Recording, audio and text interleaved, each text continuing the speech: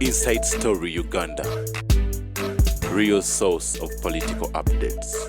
Kapari Sherukaya abadde yakulira okuzimba amachache ezigonna n'amasomero mu diocese y'e Masaka. Era yabadde technical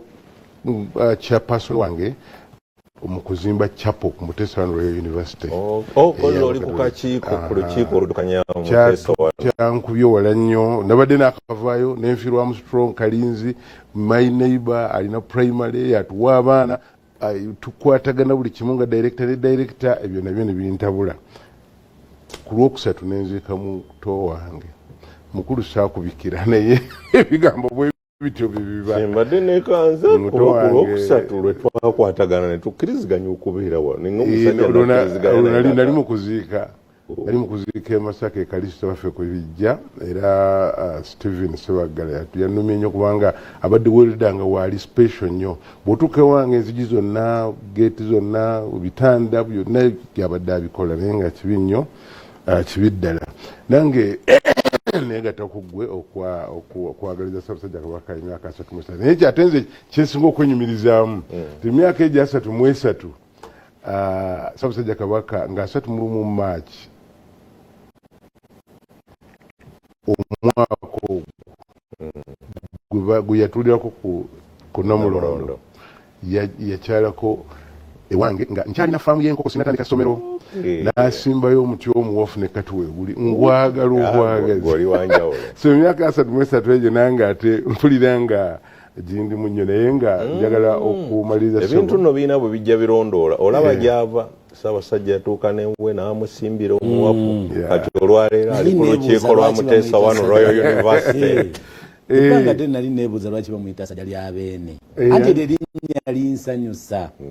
gwomanyi kye wankolera okuntuuza ne Ssajja lya Beene naye njagala okwebaza abazadde bange aba Eden College n'abaana bonna n'abasomesa ate mbategeeze nti olunaku lw'enkya tulina MDD competitions mu houses 4 Mutebi ku lwa Ssaabasajja Kabaka endala Wamala ku lwa Cardinal yatugulira essomero endala Namutoggo ku lwa maama wange endala Mulindwa headmaster gwe nasooka okukola naye yansetingira kumpi buli kimu so tulina competitions ezo era njagala okubategeeza bannaffe nti olunaku olw'enkya tubaddeko n'olukiiko olwa senior 3 ne senior 5 sub candidates nalwo lwakyuse tulwaluziza mu October tujja babulira olunaku naye nga kati olwaleero enkya tubaagala mujje era bwe tunaamala MDD ate mukyalire abaana gye bayita visiting day. Neyanze nyiso neyanzege. Sobo toyanza. Mukulu John Kabanda ye president wa Federation of Uganda Traders Association. Sebo woza ku bantu. Abatulaba mwenna basebo ne bannyabo abantu bakatonda naddala abasuubuzi okwetolola eggwanga lyonna mbalamusaako mu linnya lya Katonda Kitaffe yonna nnyini eggulu n'ensi naye mbeebaza obuweereza erinnya yinze John Kabanda ndi president w'abasuubuzi mu ggwanga lino Uganda mu kibiina ki Federation of Uganda Traders Association zifuta umbrella body tugatta fenna ng'abasuubuzi okwetolola eggwanga eryo ndi musajja musuubuzi kolera ku BBC Plaza edduuka liri B1051 mu basement ate ndi musajja munnabuddu era kantwala omukisa guno okwebaza ennyo bannabuddu tuyina tournament gye tukola bagiyita Kabanda Cup buli mwezi gwa mukaaga omuntu okuva ewaka togenda mu kalulu omuntu okuva ewakaawe n'asasula siringi mutwalo abantu ne bawera omutwalo mulamba mu kisaawe nga bonna basasudde tekibeereka kitundu kyeyo gy'otegekera Matanga we waffe wenva Nyendo Mukungwe ani mubakawo mwakange yali mpuuga kati walina gwe tubazizaawo awo naye nasonyiwa musonyiwe kubanga abantu baninako obwagazi obutaganalabye dda gy'obugolaga kyoba omanya gasa nawulidde tonamenti ezo n'emiriraano mwenna tubeebaza abantu b'Erwengo mu Kiwangala mwebale kuŋŋaanira mu Kiwangala twabadde n'abantu 1,200 mu tonamenti gye bayita Kabanda Cup ng'ennaku z'omwezi 2 omwezi ogw'omukaaga mwebale nnyo mwebalire ddala okujja mu bungi bwe mutyo twagala tukikole mu kisanja kino ate tweyongere kwegamba nga mwetanidde nnyo ebyemizannyo naffe tugenda kweyongera okunoonya basaponsa ababavujjirira mu bintu byonna n'okubasanyusa mwebali nnyo mwebalire ddala okujja engeri emu kanje Ssaabasajja Kabaka era olw'okutula ku Namulondo ebbanga lino lyonna akoze ebyafaayo ndaba nga ye Kabaka asinze okulembera ebbanga eddene ng'ali ku ntebe Muwenda Mutebi. Webale nnyo ssebo, webalire ddala n'okututembeeta obulungi. Watuterawo BBS eno etufudde ettaala, tufudde kuweereza bannayuganda, era tusaba Mukama Katonda akwongera obulamu n'obuwangaazi obeere ng'okyatudde ku ntebe ey'enjeru. Ameena. Naye bwe tudda mu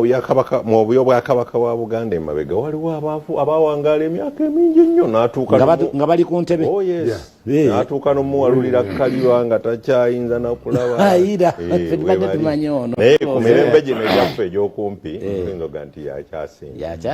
Dr. Hilary Musoke Kisanja muwabuzi wa president, senior presidential advisor ku agribusiness, value addition, nemirala special duties, special operations, special duties. CDF yabeera ne special operation. Ezo ziba special duties. Nayo nkola nayo mu special operation. Sebubuuza ku bantu. Kakati nze nsooka okwebaza bannaffe abatulaba bannayuganda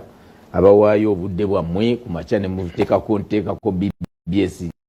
buli gye mpiteeyo ababooda abataxi ab'ofiisi tetukulaba bannaye muteesa bulungi bannaye bali kuteesa kitegeeza ssebo Honorable Kaddu Mukasa otembeta bulungi programu yo naye nze nsinga kwebaza Ssaabasajja emyaka 33 egya Ssaabasajja gitegeeza si yeeka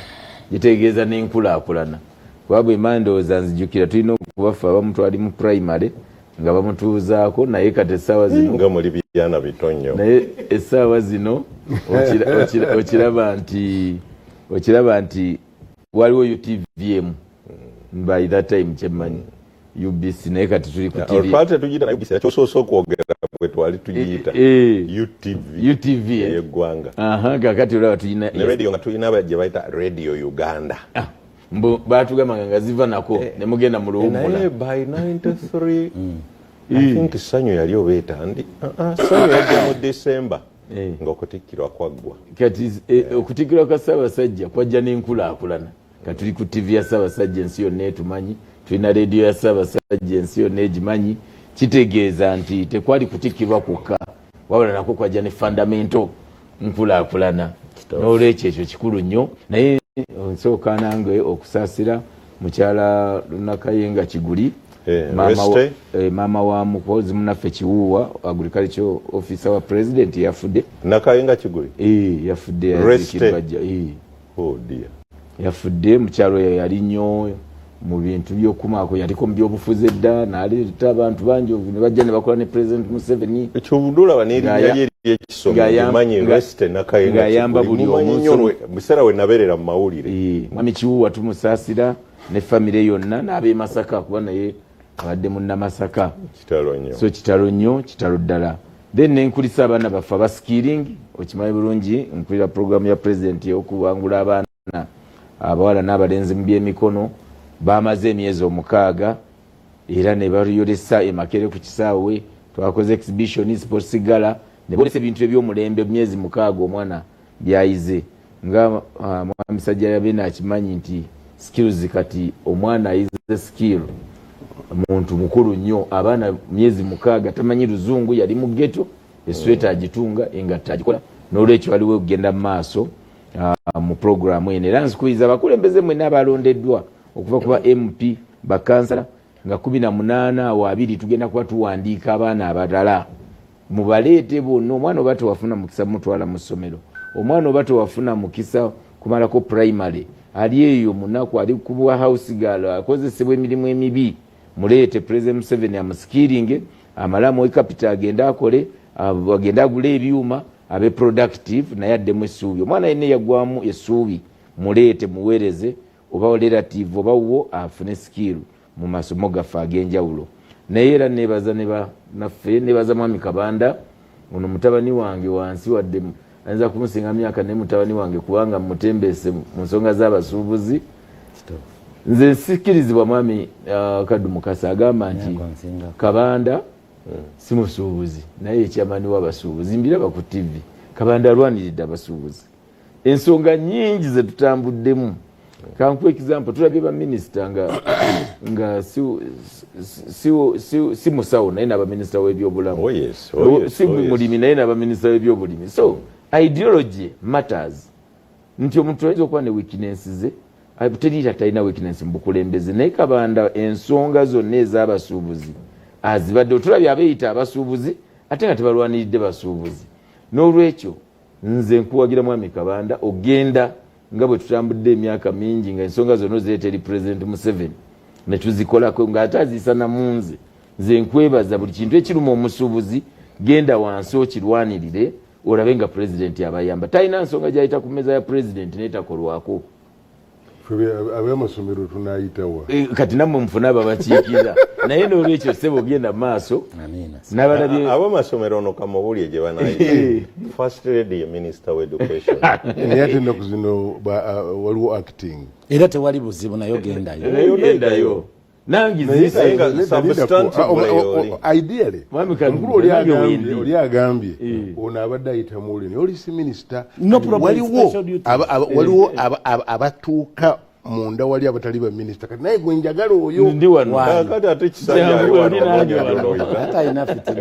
so nkwebaza nammwe abasuubuzi mbeegayiridde temuteekamu byabufuzi nalabye abamu ababadde babaawula tebabakozesa nsobi. Ensonga zammwe kasita zituuka ewa President Museveni mumanya zijja kuggwa. Bwe muba mulimu obumulumulu mu bitongole bya gavumenti okulwawo mu bya ssente President Museveni talimba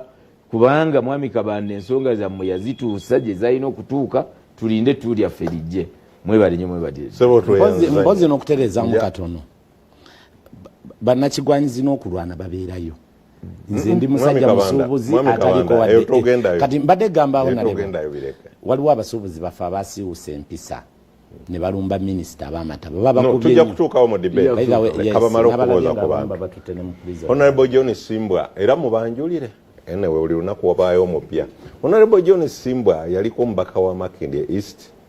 yakolako ne mu bitongole ebirala byonna naddala ebya security. Okay, tukitwalira awo general yaliko omukozi wa gavumenti n'abeera omubaka wa parliament. Era bwe mpulidde wano Kisanja ng'agamba okutikkira Ssaabasajja yali mu primary fa abamu ku baali abaweereza kwolwo olunaku zijjukira twatandikira ddala nakuzaayo lubiri gavumenti bwe yali ezze olubiri olubiri lwa luvannyuma official lwa luvannyuma ng'amaze okutikkira naye nga twali bakozi twali tutuuse mu myaka egiweereza wansi we NRM. So NRM bwetto bwe tutambudde naye ebbanga eryo naye njagala okulamusa ku mwenna abatulaba nembeebaza mwebale okwekuumira ku TV gaggadde BBS Telefayina. Njagala okwebaza okugatta eddoboozi lyange ku lyabannange okwebaza Ssaabasajja Kabaka n'okumuyozaayoza okusooka emyaka 33 nga yatudde ku Namulondo alamula Obuganda. Abulamudde bulungi nnyo Ssaabasajja, otulamudde bulungi nnyo, otuwadde enkulaakulana buli we tubeera kati bwe ntambula mu Uganda yonna abantu buli wooyita batulaba bagamba oyo si ye musajja oyo ababeera ku BBS oyo ne mmanya nti BBS bagiraba programu yaffe bagiraba naye ng'ebyo byonna tubituuseeko olwa obukulembeze obulungi, obukulembeze obw'amaaso moogi obulengera ewala eyalengerera ewala n'atuterawo olutimbe luno okusobola okuyisaako ensonga. Njagala okusaasira abafunye ebizibu mwenna abafunye ebizibu mbasaasira mugume embeera bwetyo bwetambula. Naye ate ndi musanyufu manyi mukulu Kaddu Kasajja tuyisaayo nze nsanyuka nnyo buli lwendaba nga gavumenti ng'erumye ku bali b'enguzi. Nze mbeera musanyufu abantu bagamba mbu abantu babe babasibye naye nze buli lwendaba ekikolwa ekifaanana bwe kityo nze ssanyu ku mutima linneeyongera. Ebbanga lino mukulu Kisanja Pulezidenti mutwebalize singa atambula bw'atyo nga bw'atandise okutambula kuba buli wamu tulaba kati buli wawulira akakuba alengezaayo ate naawe ebiragiro. Mutwebalize omugambe takomaawo agendere ddala mu maaso. Mbaagaliza abatulaba puroguramu ennungi ate mbaagaliza ab'ebuddu tuli wano ne Kabanda asoko basabire ku luno bave mu kibinja ne Sempala Munabuddu ab'Ebuddu amina weekend tulina okugivaamu nga ffe tuli waggulu w'ekimeeza tekiriko kubuuza mpozi kennerabidde mu mikadumuka naye mulala twafiiriddwa omutuuze munnaffe emabega bwe bajja Kitende mwami Lubereto mwamuwulira nnyo Lubereto twamuziika naye awo bwe bajja yali mu byemipiira byemizannyo ng'alina ttiimu z'omupiira ku Kitende okwo ng'atuwagira nnyo abavubuka baffe ate tubadde tukolagana naye nnyo n'olwekyo kitalo abatuuze bafiddwa yakolanga amakubo ku kyalo ng'alinamu ku ssente n'olwekyo buli muviirwako omuntu we muto ku kitundu kintu kya nnaku bannakitende bannabwe bajja bannaaye kitalo naye yembeera atusooseyo busoosi. Amina. Kale katutunuulire embeera y'ebyenfuna n'ebyobufuzi mu ggwanga. Omwezi guno gwe tuyingidde ennaku z'omwezi abadde lumu bajeti eyasoma lwe yatandise okukola. Omanyi bajeti bagisoma ne tugalwa kuba bano abasuubuzi bo tebalinda lwetandika nti nga lumu July bo olugisoma nga n'emiwendo bakyusizaawo kyokka ng'emisolo bakyabajjako giri emikadde n'olwekyo kati emisolo emipya gyonna gye mwawulira gyatandise okukola nja tunaagenda tugikoonakoonako mingi nnyo. Bajeti eno ya trillioni 84 n'obutundu nga 3 ey'omwaka oguwedde yali ya trillioni 72 n'obutundu era nga 3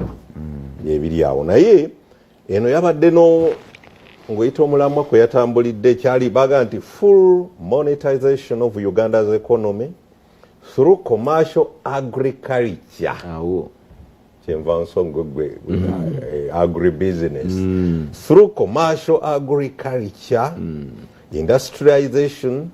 services, digital transformation and market access. Era tuddawo value addition toyinza tuwa value addition market access. Yes. Naye nga trillioni kwezo 47 n'obutundu nga akayitamu nga kamu bakiyita discretionary spending.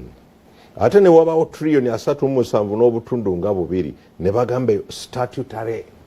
expenditure. Statutory expenditure ziteekwa buteekwa mwe muli emisaala, debt servicing, naye ziri discretionary. Zowulira n'okulya nti ministry gye baali bawadde ez'okukola kino baazigyeyo zikole kino kyo si kyabuwaze. Kwegamba oba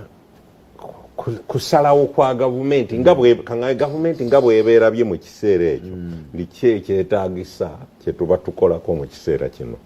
bingi nnyo ebijja okuba omwo naye nga priority yaffe eya budget baatugamba erinnyo ku agro industrialization. Ne tugenda mu tourism nayo bagikwatako nnyo ne mineral based development ne science and technology kye bayita ATMS. Naye nga mu budget n'abasomesa baabongeza omusaala waliwo n'abakozi ba gavumenti nawulidde mu local government seyo ne bakkaawo mu basomesayo Honorable Sempala asiriikiridde naye ne ku by'enguudo mpozi n'ekyasembyeyo simanyi kino mu budget tekyali mu ssente zaayisibwa eza budget ey'enguudo naye tunaakiraba. Nawulidde minisita ng'agamba nti kati abantu tugenda nga basaba tewali bakompaseti nga wayita oluguudo nabo baweeyo buwi ettaka lyabwe. Naye mu bingi ebibaddewo mwe mubadde ne ssente zentandisa okulya mbwe zitandisa okukomawo. Waliwo ayinako eyampeereza n'agamba nti waliwo ezivudde mu azakomyewo mu ministry ya local government mbwe ziwera obuwumbi 325 nga tezaakoze mu local government zezi government kwega zi districts zammwe obuwumbi 325 zo zamaze okukomawo. Omanyi kasita financial year etandika bweti eziba zitannakola zikomawo bukomi ne zigenda mu consolidated fund. Obuzibu nze bwe nina siwulirangako ezaakomyewo baddamu batyo zibudgeting okudda mu system zikole ani azirya. Mukulu Simbwa njagala kusookera nawuwo si obayete kuba tutunuulira ebyenfuna naye nedda kansooke nkuleke mwami Kabanda bwe bakulaba wano abasuubuzi bwe bakwatiridde eggwanga n'emisolo giva mu mmwe kansooke kuyitako ewuwo katono. Compensation y'abasuubuzi otuusewa nabo. Naleka oli wano nga oga Prime Minister yatukakasizza nendeeta ku muganda Issa Sekitto wano naga nti obuzibu bwe tulina waliwo ate abali abaagala ozibba ng'agamba nti obuwumbi babaga obuwumbi ameka? Ebiliyoni 2. Obuwumbi 2. Ndikati ate waliwo abagamba nti muweko babaga 7. Batuga 7. Nti buwumbi baagala ate 7. Sekitto yabuuza bwe bubanga president yatuwa obuwumbi 2 ono agamba tuwaako 7 13 bugenda wa tekuba president ayinza kugaba kyatalina ekitaliiwo tirwaki ng'agamba yali anenyamu kumwe si kuba nenya nnyo n'agamba nti bannanga abo abakkiriza nti tufunewo ezo tuwa bali mwaganya kutubba president yatuwa 2 lwaki tukkiriza 7 mutuseewa 7. Ekisooka kya byonna nze nsooka okwebaza President Museveni olw'okuba bwe twakuba omulanga yatuwuliriza ng'abasuubuzi. Nze siri omu ku baakosebwa. Nze nkolera mu BBC Plaza wansi mu basement kati ate amazzi tegaatuukayo gaayita ku luguudo lwa Nakivubo okutuukira ddala ku Container Village wansi okuviira ddala eno ku Gaggawala shauri yako. Kati naye ate nze nkulira Federation y'abasuubuzi. Kinkakatako okulwanirira obusuubuzi oli okufuna obwenkanya.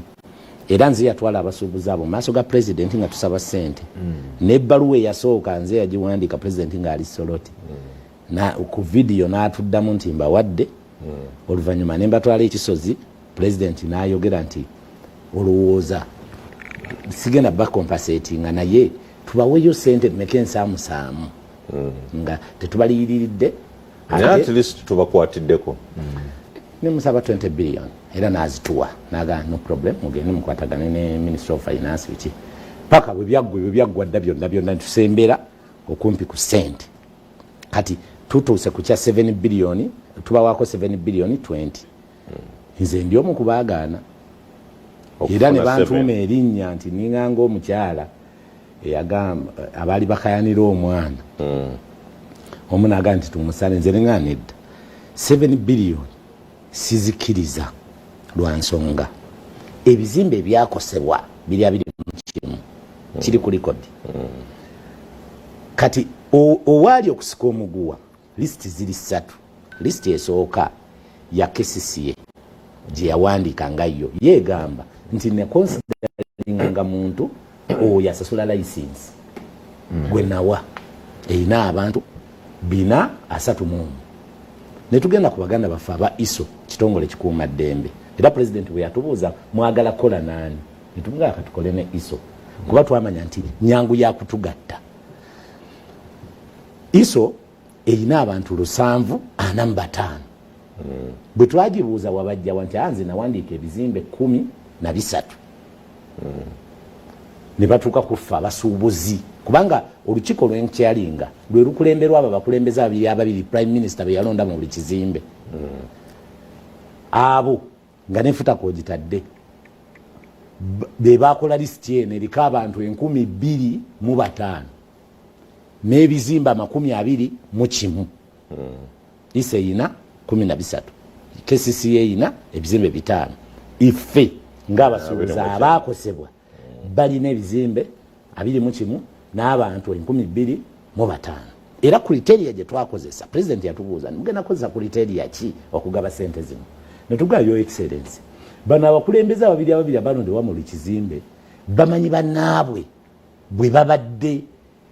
batambuza mu business era baba batambula mugundi wafiirwa mmeka nti milioni 9 nga ddala kituufu amumanyi abadde akisuubuza. Kakati singa ku 9 bw'ofunako miliyoni ngana kiri kitya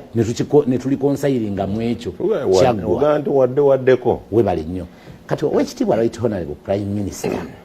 ku liseeri yaye gye yabadde akozeseza nga nti buli muntu afune miliyoni 10 n'owoowine yafiirwa emitwalo 5 naye mumuwe 10 n'ono yafiirwa miliyoni 3 naye mumuwe 10 tusooke tuweeko abantu 700. Ne tumugamba nti ekyo tulabanga kijja kuba tuwe kwebaza weebale ng'owekitiibwa right honorable prime minister naye tulabanga ekyo kiyinza obutakola bulungi lwa nsonga nti n'abo nabamu abali mu bino beeyogerera nti nze nafirwa kakadde aka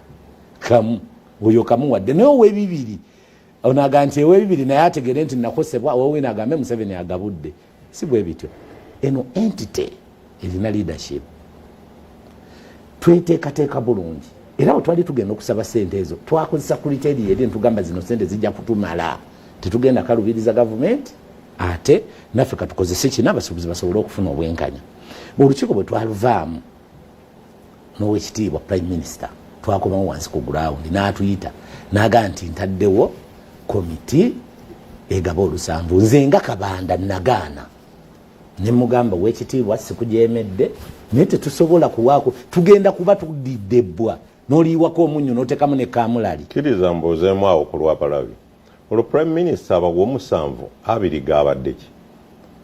13 ziri endala zibadde ki kati ng'agamba nti ye kakonsideringa lisiti ya iso musaba tumugamba no neno lisiti yaffe y'abantu 10,000 no sinatunulira lisiti gya considering abawa ku president abawadde 20 ye prime minister abagamba abawa musanvu abaga 13 zigenda kukola ki kati ye yali agamba nti 13 zisigalewo tulituula ne tuziteekerateekera netugamba nti waliwo abataafunye waliwo abaafunye something like that naye ffe ne tumusaba ne tumugamba no tusooke tulikonsayiringe ku lisiti iso etuule naffe egambe nze ono mubuusabuusa nga iso tugende waakolera ku ground ekyo tusobola okikolera ennaku 3 n'essaawa y'akaakati tekikolwanga kati nabadde ndi awo ng'abasuubuzi batandise okwekolamu omulimu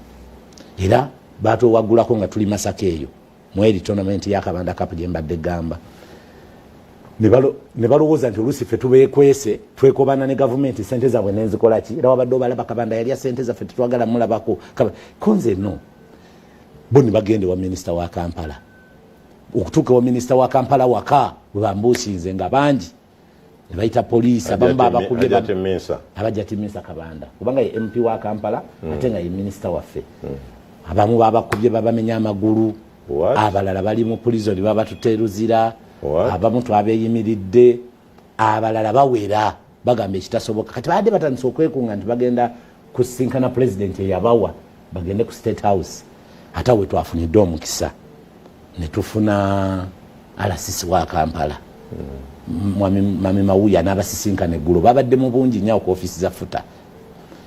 n'abanyonyola n'abagamba muntu w'omwezi gumu nga gavumenti bino ebyali siti tugenda kubikolekonsayiringa in 1 week the 3 weeks tuzikole for payment ekyo kiggwe obuwumbi 2 weebuli yabadde amaze okonsultinga prime minister n'amukakasa nti sente zino president yalagira teziddayo mu kitabu kya gavumenti ziri just zibadde zibulako ffe kweswetinga ensonga ziggwe mpozi n'ekyo nze mbagubyanga abasuubuzi muleke kwekyawa musigale mukyali bakakamu nkakasa bulungi ti omukulembeze gwanga yatuwa sente n'atuwandikira n'ebbaluwa eya bbulu ng'awandiikira president wabasuubuzi era ebbaluwa nagibalaga ne tugibasomera kati wanalaba nga mutandise okuva mu mbeera ate kigenda mukanga agambe yi bano benawa bali pulayinga bati siwolereza nga bye mugamba Kabanda bwanekanga lwajja okumanya nti kyebawa tekituukanga kuba singa yabawa ne mufuna tewandibaddewo nsonga yonna n'olwekyo kiyinza obbayambako naye n'akolafo oba n'abaweereza kisanja akole fola kisanja automatically akirimu ku sente zeyabawa zagawa naye kati nze natuuse n'okuwulira abantu batandise abenoonyeza ebyabwe batandise okugamba Kabanda sente z'abantu yazirya mulova omuntu ewa minisita omulamba nze Kabanda ndi mwana wa munaku ate nekolera naye byo teweewozaako omanyi teweewozaako amazima gajja kuvaayo naye kakati abasuubuzi bali ewa minisita Kabanda babadde banoonya eki babadde minisita Kabanda tabasuubizanga sente minisita Kabanda si prime minister gwe bakwasa ofisi ye sente tubadde tutambula naye ate kiraye minisita wa Kampala kya MP wa Kampala yenenjega yagwa wano kati oluvannyuma lw'okunoonya nze nga tebandaba nga ndi out of the city obimanya ebyo ebintu nga ndi busy nnyo omwezi gw'omukaaga gwonna tetutera kubeera Kampala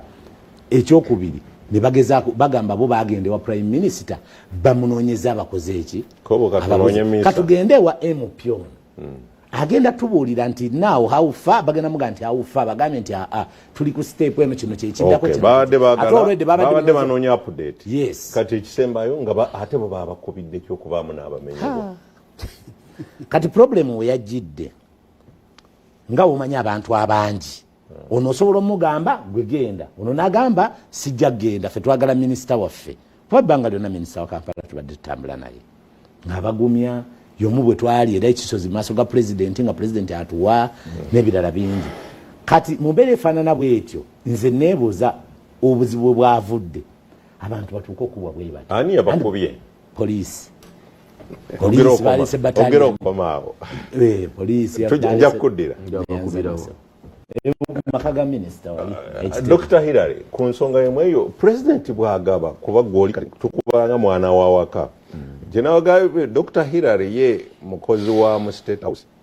pulezidenti bw'agaba ebintu bye bituukirizibwa bitya kakati ekisooka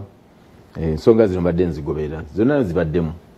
kimanyi bulungi nti nvunaanyizibwa mukulembeze yampa buvunaanyizibwa under special duties okuba nti monitoringa informal sector okujjayo ebizibu byonna ebiriyo ate nembimutwalira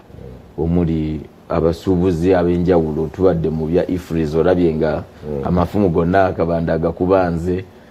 tubadde mu bya misolo gy'engoye egya kiro egyaki bonna abasuubuza butale owino kiseka so ensonga zaabwe taxi boda ebyennyanja informal sector nti buli kizibu ekirimu yampa omulimu ogw'okuba nti ensonga bwebaayo ngimutuusako era ngukoze mwami Kabanda ajja kuba omujulizi wange naye ate waliwo yesigendamu nga management yaabwe kati ngaebyo bwe baba batuuse nga balina kye baggyeyo ate balina okutuula bokka ensonga zino tuzibadde tuzitambuza ne minisita Amisa nange wa president ne prime minister naye enjawukana we yavgira mu lisiti ezo zezireese obuzibu gavumenti president kimu okukubabwa kuba okimanyi bulungi nti sente za president zengaba nnyingi nnyo era zengabidde abantu naye bw'amala obbawa tayizina wali nti ajja kukwata ensawo akole ki agisitule aitha zijja kuva mu State House wa State House controller oba zijja kuva alagire microfinance oba zijja kuva Minister of Finance nga tezibadde kati ngeza abantu nyingi 20 billions nyingi kati zitireza eno jja kusangayo ba technical abalina okulaba sente zino zifulumye zitya president agabye naye zifulumye zitya then abaweredde mu kiseera ki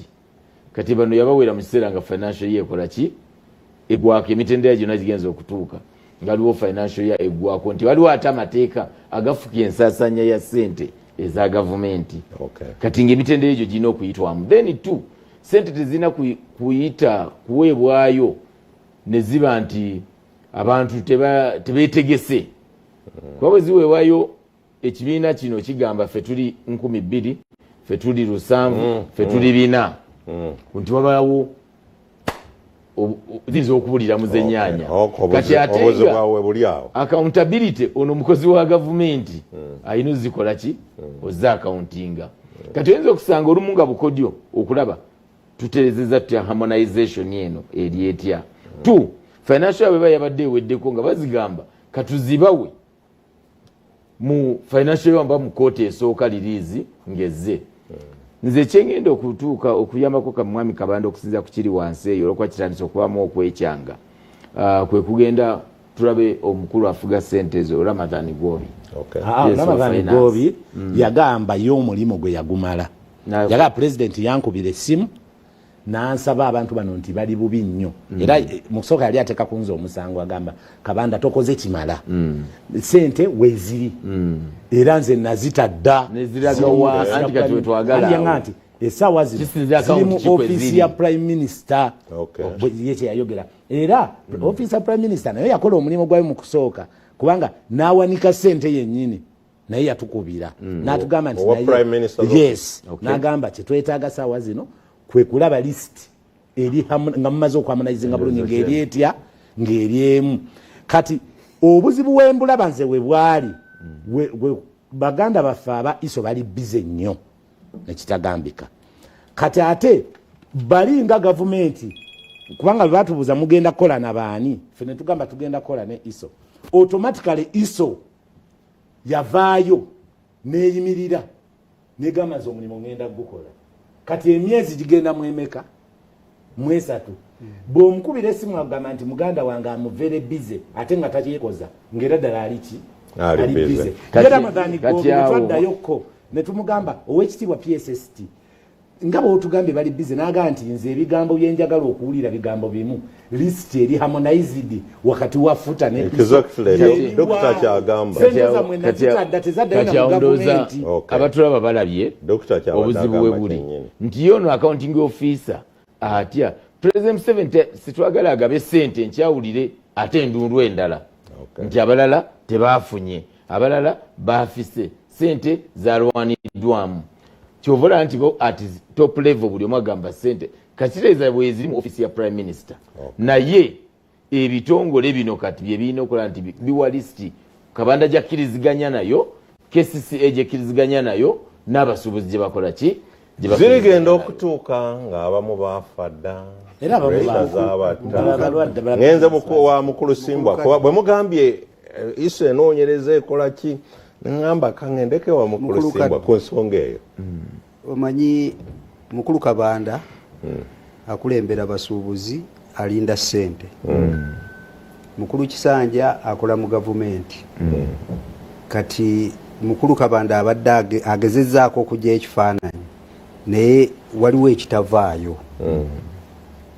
pulezidenti ng'awadde assignment ekitongole nga ISO pulezidenti ng'awadde assignment ekitongole nga ISO tewali bwa bize toyinza gamba president nti ndi bize kubanga ISO erina abakozi ekikufuula bize gwe mulimu gwa pulezidenti ISO erina abakozi bangi teina omu ne Kampala nga Kampala erina director Mulamba atwala ki Kampala bagitonda olw'obunene olw'obukulu bwayo ne bagiwa director Mulamba ISO atwala Kampala bamuyita director wa Kampala Metropolitan kati ate ne bateekamu ne baaliso ne bateekamu ne baddiso ne bateekamu ne baggiso ne bateekamu ne bapiso Kampala ate president yakuwadde ki ate president mu ebyo bitongole tumuyita principal bwakulagira n'okwebaka tokola ki kati nze nga Simbwa eyo si nsonga ngisazaamu ekyokubiri kituufu Kabanda kyagambye nti n'Ekisanja weetaagisawo harmonization ku lisiti ezo waveeyo lisiti emu nti eno gye tugenda nayo ffenna gye tukkiriziganyizaako so that Kabanda ng'omukulembeze w'abasuubuzi ne bwe mwogera ebyenkana wajja kudifendinga ne prime minister ajja kudifendinga ne gavumenti kuba ffenna twakola ki twaliwo twakanya ekyo kyo nkiwagira naye kiri ekyoga nti ISO eri bize ekyo kikyamu ekyo tekiriyo naye kyekiriyo Kisanja teyatasobola kwogera kuba pulezidenti awandiika wano olina bagamba nze yampandiikira emwaka oguwedde blue letter ng'alagira prime minister ekisooka ku kiriyo nti ebiragiro bya pulezidenti babiwa babizanyiramu abamu babizanyiramu olw'ensonga zaabwe ng'abantu bo nga bo ne babizanyiramu olw'ensonga zaabwe ng'abantu naye ekyokubiri babizanyiramu kulya kati ekiri wano sirisiti si bwa bize kubanga singa gwe okola mu ISO director prime minister n'agamba waayo tukyalina bye tumaliriza naawe olina okunoonya ensonga gy'oteekawo okuprotectinga mukamaawo bw'obeera minisita nga prime minister tannaba kumaliriza naawe olina okunoonya ensonga gy'oteekawo okuprotectinga mukamaawo Gobi bw'aba agambye nti ssente nazita biliyoni 2 nga zigenze ku fixed account emyezi 6 amagoba gezikola gabeera gawera biliyoni ameka 2 nga zitudde ku fixed account possibility nti waliwo akyazozaamu si possibility waliwo akyazozaamu kubanga Kabanda bwatukanaga nti batukakasizza zo tizijja kuddayo zazze kitegeeza zajja dda ziri kwa account ne zibeera committed ne ziyingira akawunti kati waliwo ayozaamu era emyezi 6 obajja gye baabala bo bwe ginaggwako nga zivaayo ababadde bize bajja kuba nga tebakyali bize lisiti ejja kubeera harmonized mu budde obumala nenga eyo yenziba ya gavumenti abakungu baayo so kati wano bo balina okukola kyonna ekisoboka era abakubiddwa amagulu bakubiddwa kubanga waliwo omukungu omu akyayozaamu ate ateekwa kuba munene kuba n'abalala olaba bamuprotectinga director n'agamba ndi bize nono n'agamba tukyakola kino nze kyekyayiise otosobola kunga president ng'alagidde n'akwata essimu bw'ati n'agamba nti director general nkwagaza kubanga iso maje iso maje kati president commander in chief bw'alagira omusirikale yenna tosobola kuga nti oli ne bw'oba obadde wakatandika okulyolekaawo kati ebirala byonna byonna obireka n'ogenda ku oda yaani kati so ekituufu ekiriwo kiri kimu nti mukulu Kabanda mbere mulwaneko waliwo ayozaamu kiri ekyabantu bakulimba minisita ekyo oluusi kiyinza okubeera ekirungi okutegeeza president ebintu byeragira tibitambula buki mwami Sempala olina kyogambako nsonga eyo ekisooka omukulu Simba wasembedde ngaeyakolako mu banka ndabira ddala nanyeze 6 babayambye kubanga fixed deposit eraninga emyezi 3 6 9 12 singa bakola 12 singa nawe bakubye akati ebisooka naye ebina byonna nga tubiri awo nze mpuliriza bulungi kati tuli wano kungulu wano naye kiki ekyaleeta ekyo abantu abasuubuzi okufiirwa ki ekyaliwo amataba gajja gatya planning ya Uganda physical planning n'ebigenderako forward planning tetulina era tujja kufuna bingi nnyo in fact government kyebeekola kwe kuteekawo disaster fund egenda mu ebyo ate bayinza okuba nga bikola bigenderedde kubanga era mwe baliira olira so forward planning n'okulaba nti akati kubamu akafaananyi olwaleero oluguudo lwa Entebbe Road ku front page awo namasuba buli nkuba lwetonnya obulungi lufladinga siyeerabyera lunaku president yali agenda kukola rally ku kisaawe kyebunamwaya wansi awo nekigendamu amazzi mita namba nga amazzi gakyalina we galaga naye nga oluguudo lwakaggwa akati bayinginiya ki abataalaba nti oluguudo olwo lwetaaga okusitula oba waakiri tuteekewo obutesi bridge okiraba ebyo ne bitambula akati forward planning ne physical planning na buli kimu kyonna ekyokupulaninga n'okulabira ddala nti kati olwaleero oluguudo luno tulukoze ku biliyoni bweziti naye luteekwa okumala emyaka 10 oba 8 oba 5 owulira naye ne balukola mu bitabo tulina emyaka 5 ne lumala emyaka 10 ne lufa awo wali ekizibu byonna tujja kudda eno tujja kudda eri tujja kukola kyera sente zijja kgenda naye gavumenti etandike okukola kyeteekwa okukola okulaba nti tupulaninga eggwanga lino ebizibu ebyo bikole ki bibe nga tebijja information awo wenyini gavumenti yamaze okuteekawo contractor ku batabata bagenda kukolawo olwa flooding eyo nali kakiko k'enguudo bulijjo bakola okujjako ng'otugamba nti waliwo ekyenjawulo nali kakiko k'enguudo oba infrastructure siryerabira olunaku olumu lwe twagenda ku ezimu ku stations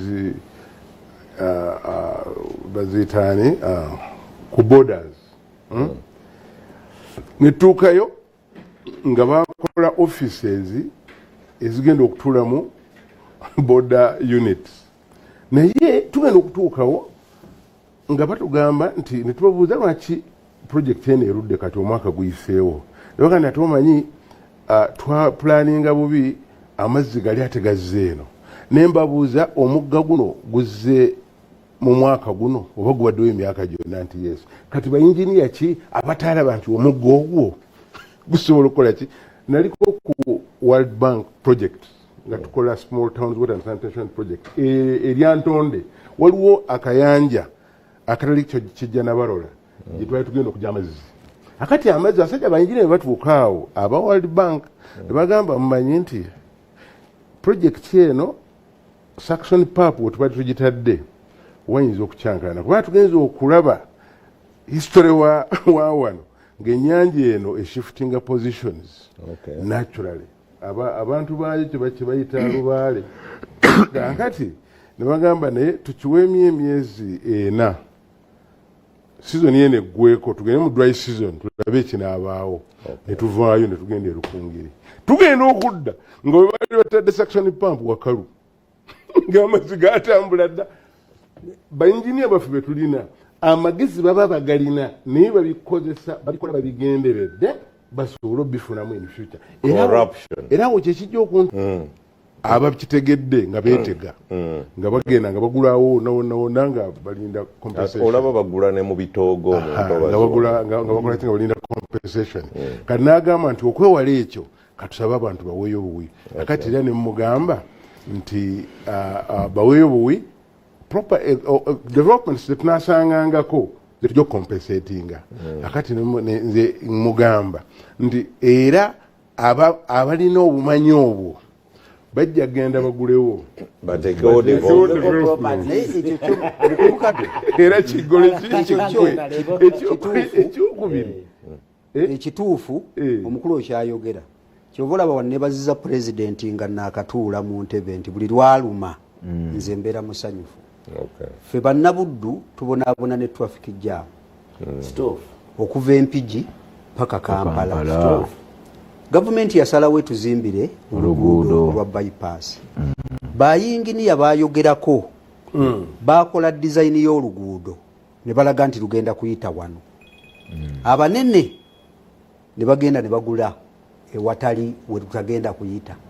kati nga bamaze okusasula bano abanene bo nga baguze walala ne baga nti akati oluguudo ate baalukyusizza kati lugenda kuyita wano eri gye baali baguze abanene okutuuka ku that influence y'okukyusa design y'oluguudo era president kyekyo lwaki yalagidde value y'oluguudo waliwo ne bayinginiya beyayimiriza neva ku biliyoni 6 netuuka ku 1.3 trillion kilomita 20 mu mmeka naye nga kye bakoze kiki bavudde we baamala okusasula kati ate batema waki walalira balirira abaki kakati kamalirize bwe bubyo olaba ekintu ekyo ate waliwo ettaka lyalire nina Masaka eyo biriko ebyenkolerako sijja kubyogera wano kati baali bagenda kuyisawo layini y'amasanyalaze egende Tanzania ne bajja ne babala ne tugenda ne tutuula ne tukkaanya ngenda okuddayo nga bokukyalwa nga ndi layini bakyusa kati eyise walala nembuuza kiki kino tewabawa kickback nedda ate of course after negotiating we are now waiting for the signing of the contract and maybe oba byandibadde obaendaga kutegeeza abantu nti ekyo ne bwe banaleeta etteeka tirijja kukola kubanga abantu bali abeetegera bajja kubeerawo ekyokubiri compensation yeno kubanga bwe mbawulidde oluguudo lw'ebusaabala lwali luyina kubeera dyokarejiwe nga walaba kibuye zana ne bagaa nti compensating abantu okukola dyokarejiwe the cost is double the cost of the road kyenva ngamba owekitiibwa Kajina ne minister Katumba Wamala then nga ye minister of works or minister of state for works ne bagaa nti oluguudo luno lunene ekimala tukole lumu nga lugazi tuleme compensating abantu tugende ne bagenda okuddamu okupima ng'era mu bugazi bwalwo lwayingiranga mu mataka g'abantu nga bagenda balugaziya kati nentuuza enkiiko zaali 3 ne mbagamba abantu nti okisooka olwedde oluguudo we luli akati bweyagala ku compensatinga we tuyita ne mbagamba etteeka ly'enguudo ligamba nti kasita wabeerawo oluguudo eri nga wali abalweyambisa wano tuba tusaasobola duggala so titukyasobola duggala kati okukompensatinga ate nga nekitundu ekigaddewo kyekisinga obunene ate ngaera gwojja kufunamu kubanga value y'ettaka lyejja kulinnya tugende n'ensonga obutundu mbuweeyo kati kyenjagala okuleeta kikino nti ekyo kikola mu bitundu ebiri abali nti bwe mmala okompensatinga nange immediately nfunirawo advantage naye oluguudo lugenda kuyita Mpigi lugenda kuyita mu mwanyi zange nfunirawa okuluwaayo free Okay. Kubanga advantage tijja kubeerawo immediately. I have to wait for it nyenza n'okujjanga nfudde. Ngategeeza nti etteeka eryo balikola mpola mpola. Era bwe twali ku kakiiko ako baali baleese etteeka mujjukira nga baga ndi kakati omuntu kasita nation wanaabanga a national road banga project ya ggwanga ettaka tolinako buyinza netubaga tekiriyo enkijjukira netubagamba tugamba tekiriyo mu kakiiko kaffe ntuga ekyo tekijja kukola nekigaana so nakino bakigendeko mpola kubanga ebintu ebitalina forward planning ate ebitalinaako kukugira kubanga wandibadde obaga kati wetumala okugamba nti kati awulugudo olugenda okuyita wetuplaningidde byonna tuba tubirabye nti wano waliwo no stop finished olebe gamba nti ate kati gundi agoze luvannyuma ate gundi olugudo lw'entebe olulaba olugudo lw'entebe olulaba ng'ogenda okutuuka ku nnyanja wekitubulwawo waliwo kalina gye baamenya naye nga kalina yamera mu myezi nga 6 bukka ngemaze okuyimirira bwebona okuyimirira bwetu bagati ate kati omusajja azimbi olugudo lwetwa planning emyaka 5 emabega ate nemezebumenya waliwo ekizibu kinene kyokulimba mpozi mwami sajja lya Beene that is very good analysis naye bwemba nze tulina issues engezo those are strategic issues ezeggwanga nga bwe tuli ku mulamwa nti tuzimbe ensi yaffe tukoze benchmark ku nsi nnyingi land tenure system yaffe mu infrastructure y'enguudo ekyamazima nzibu nnyo nti land tenure system ya mairo ebiseera ebisinga nti ettaka lya Kaddu Mukasa ettaka lya Musajja lya Beene ettaka lya Hillary bwe baba nti budget nga wengi kusomedde sente weziri why don't they compensate me so complete Mwami Kaddu Mukasa land in Uganda is one of the most expensive items we have. Not only in Uganda, even in other countries. But what other countries it's did? Only land that does not depreciate. For us, tulina kye twakola kye twayita strategic mistake. Omukolone bwe yajja yatusayirawo land tenure system. N'aba nti atuwadde eya mairo public naki. Kakati weesanga nti gavumenti ebiseera ebisinga ebeera mu kattu okubalansinga infrastructure development vis-a-vis ebyapa by'abantu. Mukiraba wano bajja ne bagamba Entebbe Express enguudo wezi bazikolera ku bbeeyi ya waggulu. Ne munnayuganda tagenda maaso kumanya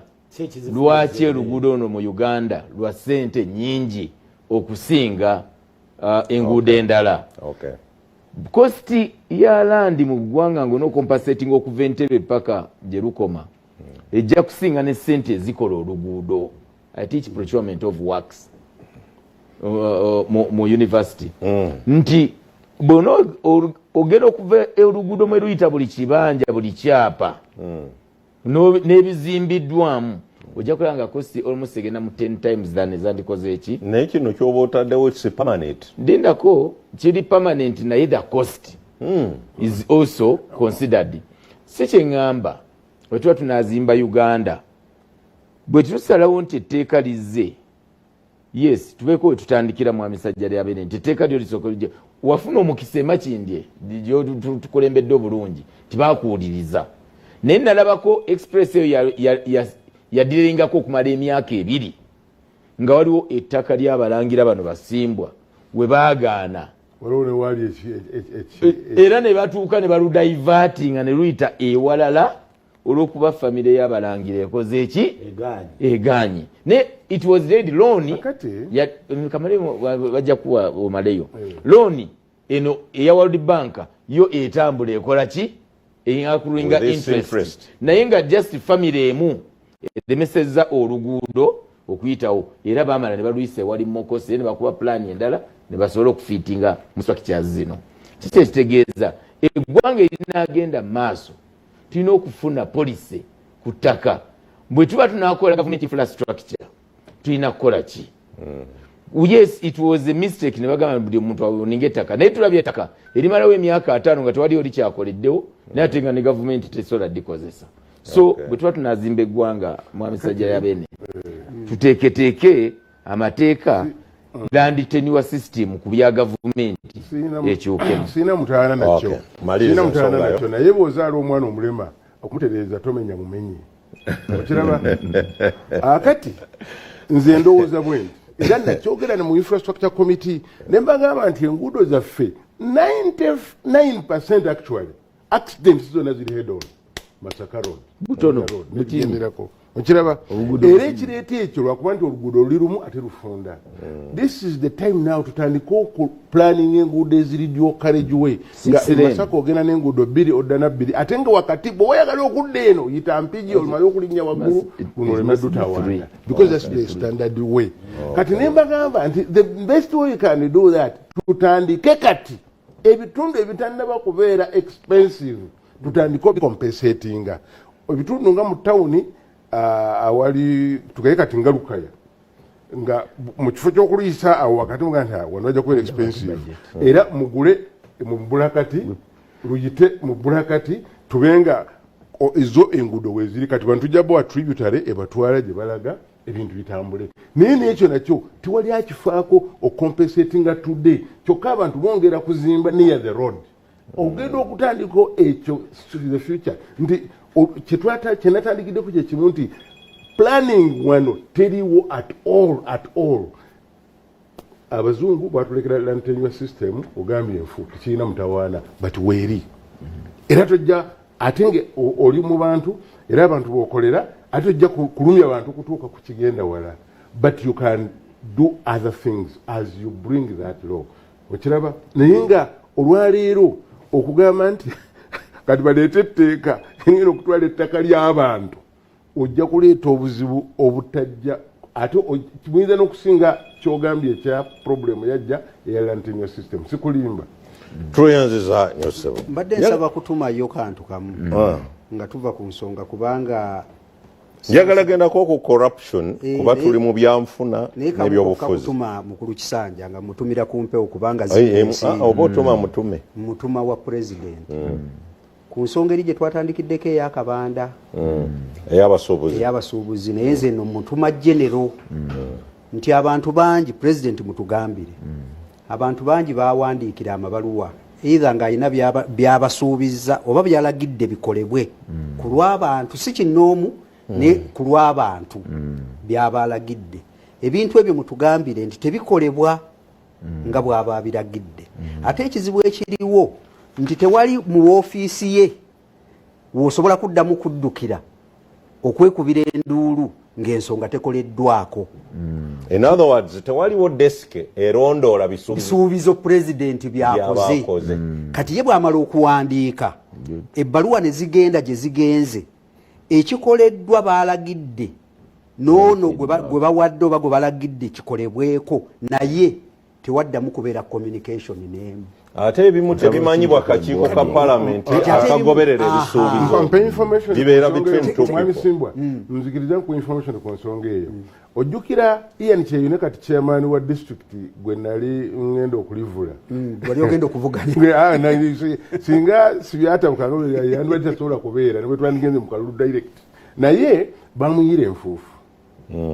bamuyira enfuufu kintu nekitabuka president nalagira oluguudo olwo lubeere ku programu ze ezikola ki priorities eziweebwayo for 15 years terukolebwa buli lunaku manya buli mwaka baluteekako sente nga bwe nawulira oluguudo olwawa olwenakawuka olwako sente nezifuluma naye nga okutuusa nagira ne mbawandika ne ngamba banne sente zino singa buli mwaka zaali zikola zandibadde zikola kilomita 2 waakiri by now oluguudo lwandibadde luwe naye kiki ekyo kakitegeeza nti tiwali yagoberera kiri naye nga beeyambisa bbaluwa y'emu okulya sente. Kati so bambi abantu abatasobola kwekubira ndulu nga bakabanda abasuubuzi anti kati mmwe eddoboozi lyammwe likola ki waliwo kyowulya nti kitambula ne mukiwulira ne ku rediyo n'abantu ne balaba ku TV naye waliwo abantu abatalina mukisa gujja ku TV nga wano kati abantu abo bafudde n'ebisuubizo bya pulezidenti nga tebikoleddwako pulezidenti n'afuuka omulimba kati nze nsaba Kisanja pulezidenti ateekewo desike nga buli bbaluwa gy'awandiika waliwo desike egigoberera desike eyo nebeera nga egigoberera mwatuuseewa mwakoze mutya kubanga ensonga z'eggaba zemaliriza nazo waliwo omunene omu alya mu katale k'eggaba kati yamanyi nti president bwakagulira abasuubuzi yo mulyo gwabadde afuna gugenda kukola ki gugenda kuvaawo nebino byonna bye bekwasa ntugenda kuzimba aba president ku bagenda okuzimba ettaka ye yaligula ate nange bwe nali muwandikira obanga tumuwandikira tumubuulira buli kimu akikola ki nebo beekweka mu kasonga akatono bayisizeewo ebyaki kati akatale KCC kegenda okuzimba nekino abantu kabakitegeere mwe bwekweka bwe nali mu parliament president mu 2006 yali yatusuubiza mu manifesto era bwogenda mu manifesto ya president yali yatusuubiza akatale kansanga 2006 bwe kagaana nga situlina ttaka tukakyusa manifesto ya 2011 kagenda eggaba bwe kagenda eggaba ntuuka mu parliament nga eggaba wetwali tusuubira wabwa nannyini waliwo okusika omuki omuguwa ku katale akaliwo wakati wa gabuda n'abasuubuzi ne bannaabalala kati omuguwa ogwo bwe gubeerawo nga Jennifer ye Idi wa Kampala twalina meeting mu State House nga ne Idi waali nsaba president atugulire ettaka eddala Jennifer asobole okutuzimbira akatale akalala bulungi nnyo kubanga kalimu ki Nkayana 2011 kati president abuuza baba abaliwo tusobola bagula ne tuzikolaawo bwe twabatuukirira baagaana nti tebatunda president bwe tumuddiza amawulire nti bali baganye tebatunda asalawo agula ekibangiriza ekitonotono kubanga abasuubuzi begga bagamba temugenda tusengulira wala fe tukolera ku muki ku mwalo president agula akatundu akaliraanya akatale agamba nti kale katugire nga tutandikira wano bali bwe balikkiriza tuligaziwa kati ekitundu ekyo tuzze tukinoonyeza ensimbi okumala ebbanga lya myaka nga 10 ezizimbawo nga zikoze eki nga zibuze okutuuka jjo lya juzi mweno project ekola ya Kampala Metropolitan World Bank neteekamu ssente z'obutale akamu ku ttaka eryaliwo eriri free lyeri eggaba nga kwe kugenda okuzimbibwa ffe tusaba president nti nga bwewasuubiza okugaziya kati bano bagonze jangu ogaziya ove wano n'ekino okigatteko bano ne bazimba kino kye bazimbye tudde naye n'ekiri kisigale nga kyaki kya gavumenti ate ne World Bank esobola okugaziya kano esobola okugaziya era nawo neekola ki neekwatirawo naye bo balinamu ensonga bbiri baali bamaze ku mutemu ogugenda okuzinga nga balina bagenda okufunira nga balowooza nti singa projekiti y'okuzimba eno eyimirira ne tugula wali omutemu agwaffe gwe tugenda okugabana gukola ki gufa simbwa agulinnyamu ekyokubiri ne mu katale kennyini abasoloozaamu balina gye balipootinga ew'omukulu kebageza gavumenti n'egulawo KCC egenda kusolooza egenda kukeddiza ono omunene aba takyakola ki takyafunawo omunene ali ludda waali aliwo mu Kampala omunene eraze mubiwandiike wa president mu bbaluwa namumuteereddemu nemuwa n'obukakafu obulaga nti yakola ki yamu kubanga buli lwe bagezaako okuggyako bali abasolooza tuli mu kisanja nkusabira bulungi nnyo byotandise ebyo ajja kuwangula etteeka lye lyayise oyinza okugenda mukisinzira president badde maliriza kano nze president Museveni lwaki mubeerako nnyo ekansanga nina abaana 10,000 biri abaana 10,000 president yali alowooza nti mulimba era bwe yajja okugulawo essomero eri abantu yabagamba ku kitundu nali mmanyi simbwa mulimba aŋŋamba atya mbu tuzimbe essomero gaggadde wano naye yagenda okuligula nga tulina 8 kati tulina 10 mmeka president ye kennyini ate mukwano gwengo ogati gavumenti yazimbye zino seed school ye kennyini yeekwatira ssente oba yazijja mu State House oba yazijjawa ajja n'azimba era bwe yajja okugulawo naga nti abaana basomera mu ttenti mbongedde n'ekizimbe n'atuwa kompyuta 10 nakola somero lye namusaba maaso ku kiri kati so bwe ndaba abantu abalemesa byakola ne bamufuula omulimba kinnuma nnyo nga bo banoonya kaabwe nga babonyaabonya abaki ngenda ku corruption naye kansooke nkubuuza ate nga yayateeneka lya corruption lyayise kuba wentunulira n'okuzimba obutale ekizibu ekyaliwo nti babagoba ku nguudo mu bifo bye bakolera ate tewali gye babatwala bayimiridde batya kuba konsaani yange bwe mpulira ku mawulire n'ebyendaba bigenda mu maaso baga nti okuva trade order lwe yajja obumenyi bw'amateeka bweyongedde abaali balina emirimu gye bakola tebakyalina gye bakola bafuuse babbi kituufu ki ekiriwo ku trade order kati ensonga ya trade order era president yatuwandikidde ebbaluwa era endala ku nsonga ya trade order n'agera n'engero nyingi nnyo mu Luganda mu Lunyankole wansi n'amaliriza ng'agamba nti ku nsonga ya put trade in order alirwedde okolagana n'efuta asobole okutereeza eggwanga naye tulekere awo okwonone obutayagala ggwanga lyaffe naye yayogedde ebigambo bingi populezi pulezidenti nga mpandiikira naye pulezidenti bwe twali tumuwandikira ku nsonga ya put trade in order kye bayita trade order it means put trade in order not destruction of people's business ekyo bwe kiri naye ekibadde kigenda maaso amazima ga Katonda mu ggulu tekubadde kuteeka n'obuli omu abadde akirawo kati sawa zino wetwogerera gavumenti era pulezidenti yalaga nti mweno gavumenti empya ateeseteese okukola obutale bungi mu markets ateeseteese okugazeetinga ebifo abantu mwe balina okukolera ate mu ngeri y'emu abo balina obusobozi bagende mu maduuka ne gavumenti esobole okufuna emisolo eginaateekerateekawe bagenda okukoleranga kubanga omuntu bw'aba mu dduuka agenda kuba asobola okusasula layisinsi ajja kufayiringa nga income tax ajja kukola n'ebirala bingi naye president corruption yakulembedde ekintu kya put trade in order Lawrence mpaka omukyala wa human rights mu kiseera kino wenjagala okutandikira neko be bakutte abakozi b'omupalamenti kanyongereze ku kyomukulu ono ebintu bino olabanga ebyokusaaga naye nga bikulu kubanga bwebanga bukioski bubaddewo obubanda bubaddewo n'ebigenderako that means so accusation ezo za bulimba naye nina okwemulugunya ku pulezidenti wange omulungi nti aza atulaga nti ekitongole kino takisaamu kitiibwa. Lwaki ndowooza bwe ntyo? Bwe ndaba bamemba bazaalonda ku kakiiko kano kino ekifo yakifuulanga ew'okukanyuga abantu abalonzi be bakoowa kaŋŋamba oli munnabyabufuzi weesimbyewo oba kampe ekyokulabirako oba maybe bulambulirowa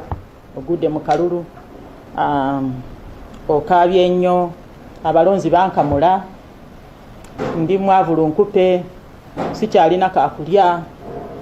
ndi mulwadde muyi waliwo ekimbe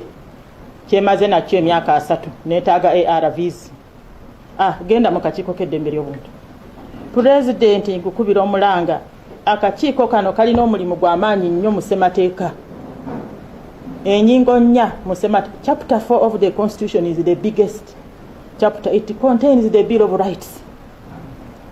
Akakiiko kano ke kalina mandate esinga obugazi eri serious ekwata ku ddembe ly'Abannayuganda. Naye abantu b'ozoolonda nti lwakuba oyagala kubawonya abamanerenda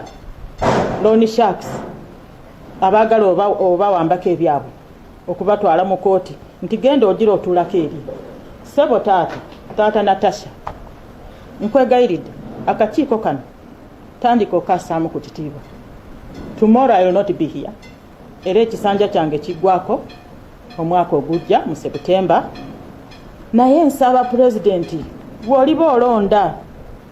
Ssentebe ne bamemba b'akakiiko kano akakiiko kawe ku kitiibwa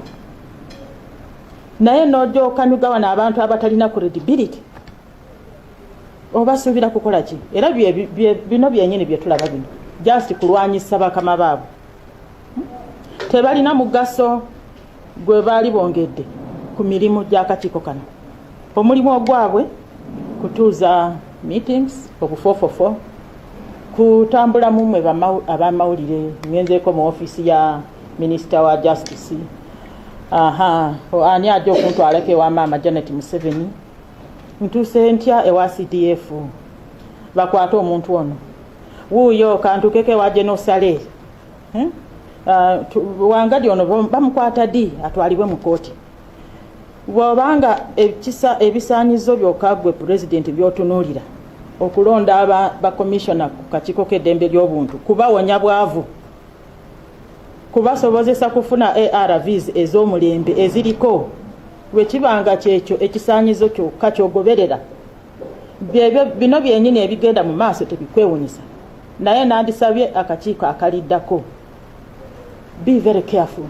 show some respect to the Uganda Human Rights Commission. Mbadde ngamba omukulu ono mbadde katono nnyo mbadde ngamba omukulu ono ekiri mu trade order kyekiri ne mu education kugamba nze bwebanga abantu aleta katono nnyo sebo kugamba mu buli ngeri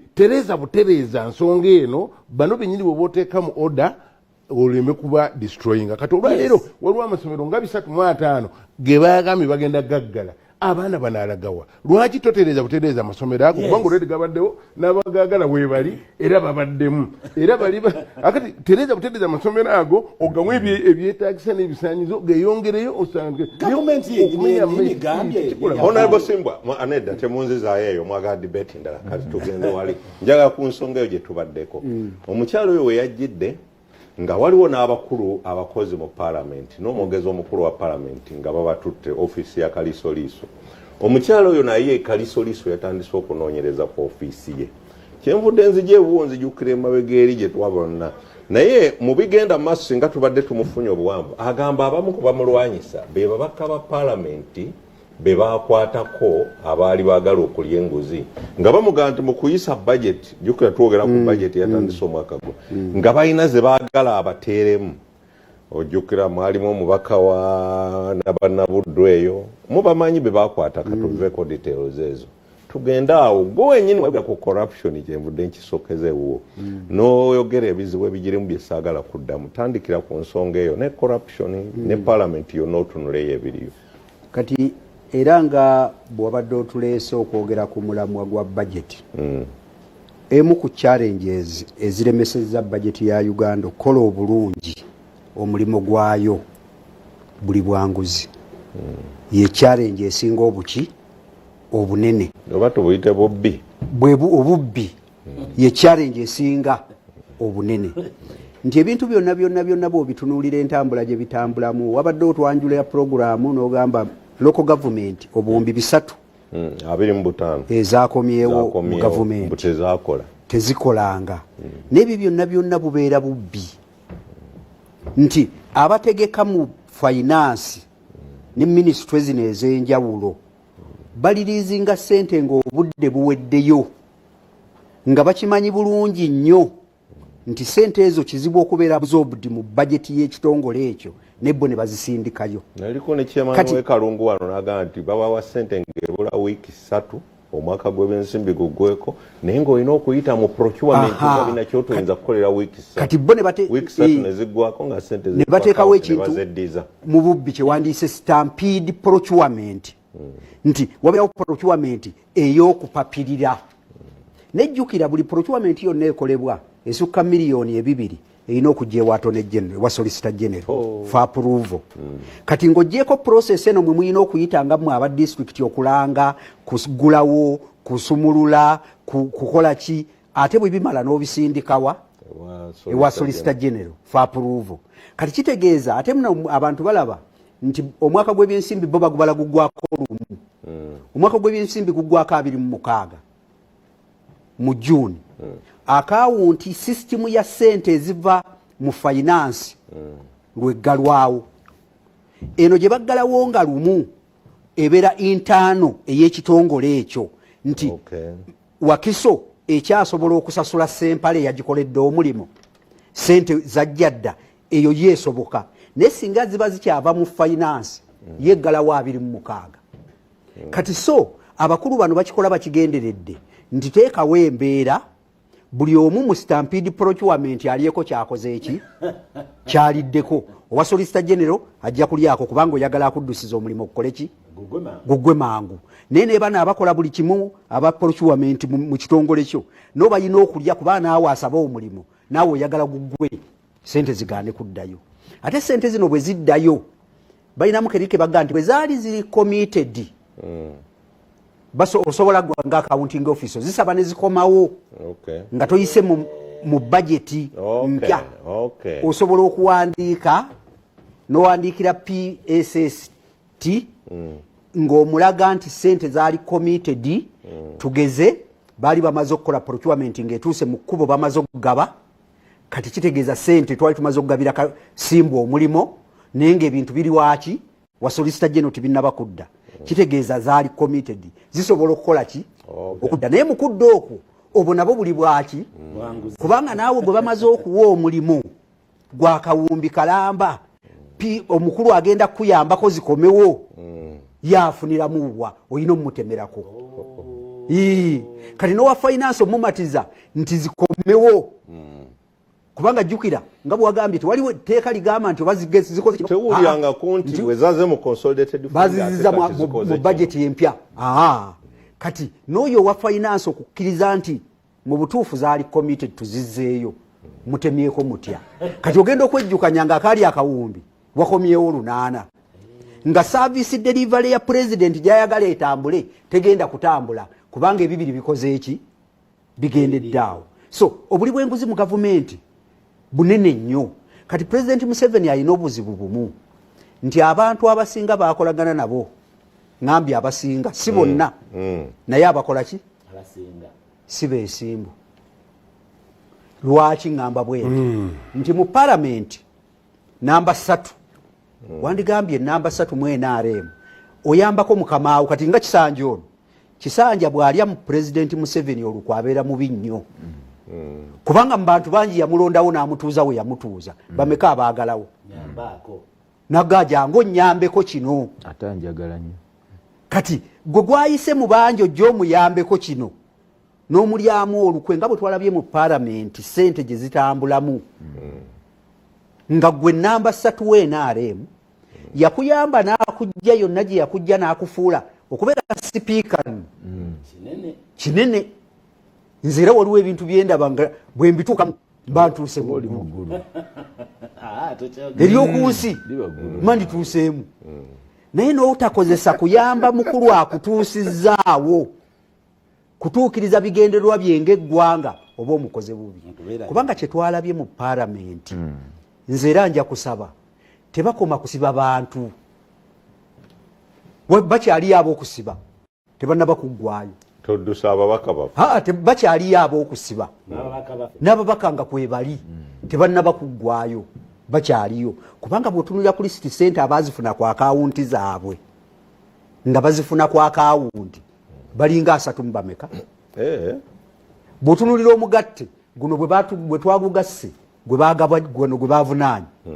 teguwera bukadde 3 buwumbi 3 ziri roughly nga bagala kwera ndoza bagaba 27 bulimu 27 28 ne buli obuwumbi 6 obwatambuzibwa mu makuba agatali maki obuwumbi 6 kati twagala n'abo abalala abamu babaka ba parliament abamu bakozi ba parliament nabo basikibwe obwabula obubuzi tebuliko kye bwakola omanyi kyensoso okulowooza abasawo ba intani mu mwaka omulamba baagala obuwumbi 2 zaabula titewali weziva naye buno 6 buno balabako 27 ne buli 6 obwatambula bwe butyo obwonno bwatambula bwe butyo nga babujjayo simbwa n'ogenda n'ojjayo obuwumbi 3 olunaku lutya mbw'ogenda kukola mirimu gya parliament ate sijja parliament kuteesa sijja parliament kukola oversight naye ogenda kukola kye bayita mwabalina kampani mukiyita mutya kino kye muddiza abantu social corporate responsibility nga bakuwadde obuwumbi bumeka ogenda kukola naye nayo yogenza okukola naye totuuseeyo nabyo tobikoze kati abantu president twagala awayongerewo amaki era parliament yo twagala takoma kunoonyereza ku bubbi anoonyereze ne ku bakozi abaliyo. Parliament yali mu bakozi 354 n'erinnya netuuka mu bakozi 1000 nga tewali advert erangiddwa ng'abantu bayingiranga bwe baagala ng'abamu tebakola na ku parliament bakola bweru mu bitongole ebirala. Banaatukola tutya okuyamba president atuyambe abantu abo abatukwatireko. So ekyo tukimusaba nakyo president atuyambe. Then akasembayo omuli bw'enguzi kenjagala okugamba president nti abantu bano sente zino ze batwala tetukoma kuzitwala kubavunaana kwokka. Ebintu mubiraba kati omanyi social media yajja omuntu n'azimba ennyumba ng'eringa State House va ku ya speaker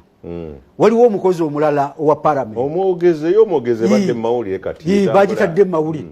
eringa State House ento waliwo yagiwandiseeko esinga headquarters za district zonna esinga headquarters za district ze tulina mu Uganda ezisinga obunene kati ebintu ebyo nga Chief Justice bwe yalagira principal judge atukolere ku bukwakkulizo obw'okuwamba ebintu ebyo mbasaba banguye ebintu ebyo bibwambibwe bidde mu mikono gya gavumenti efune sente zayo ezibbiddwa. Njagala okumaliriza n'ekano kubanga obudde budde kenjagala okumaliriza nako mukulu Kisanja President Museveni ku kintu kye tubadde tuwogerako abantu balonda lwaki ngambye nti bamusuulayo nnyo. Yakwata obuwumbyaga nakola oluguudo okuva Entenjeru okujja Ebuule ndoozi Ebuule mumanyiyo abantu abali wali Eggaba bw'obeera Eggaba wootunula Ebuule luva Entenjeru ne lujja Ebuule n'alukuba koolaasi ng'agamba nti okukakkanya ku muwendo gwa kujjamu wa Jinja Road abantu bajja kuyitira awo era agenda tuwa ekidyeri okuva Ebuule okujjaawo Eggaba nga tukozesa kidyeri emmotoka ne zigenda wali n'oyitamu ziri kilomita 7 okutuuka wali Entenjeru n'okwata Jinja n'otema n'ogenda. Kitegeeza jjamu ajja kukola ki? Naye olw'okuba abantu baagala okulya obutono obungi ku ggwanga butono kubanga gwe bw'oli akatono ofiiriza abantu ekinene bo ku lwabwe bungi naye ku ggwanga kandibadde katono. Kati neyo projekiti era nayo bagiremesa. Honorable Sempala ku nsonga y'emu ya corruption abadde mu